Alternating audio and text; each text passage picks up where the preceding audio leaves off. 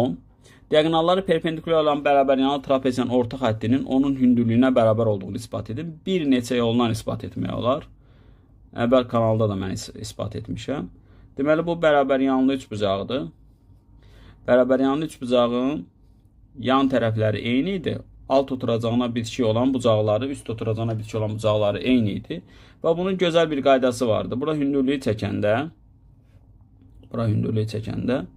bax, bura olurdu B minus A bölünsün 2. Bura olurdu B plus A bölünsün 2. Bura yuxarı A idi, aşağıda B idi. Bax, bu vardı. İndi bizə deyir ki, diagonallar perpendikulyardır. İndi məsələn, bax, burada bir şəkil çəkim, onu tez ispat edim. Diagonallar perpendikulyar olanda hansı hal olur? Və diagonallar perpendikulyar olanda bura diagonal. Bura 90 dərəcə olanda diagonallar kəsişib, kəskin nöqtəsində yarıya bölünmür. Bax, bu hissələrdən eyni olurdu. Bax, A, B, C, D. Bura OD, AO ilə OD eyni olurdu. İndi bura 90 olanda bura 45-45 olur. Yəni biz nə alırıq? Bərabəryanlı trapeziyanın diagonalları perpendikulyar olanda diagonal alt oturacağına 45 dərəcəli bucaq əməliyyat edir.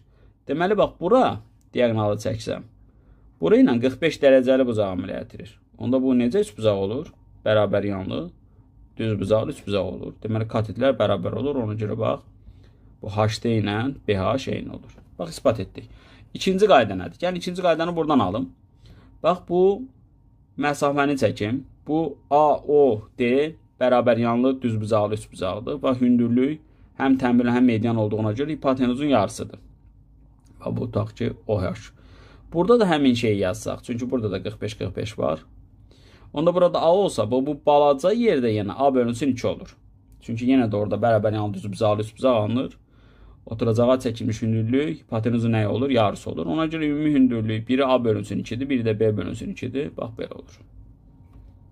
Hələ bir dənə də üsulunu ispat etmək olar. Məncə elə bunlar kafidir. Parallelogram qrup da ispat etmək olar. Bu kafidir.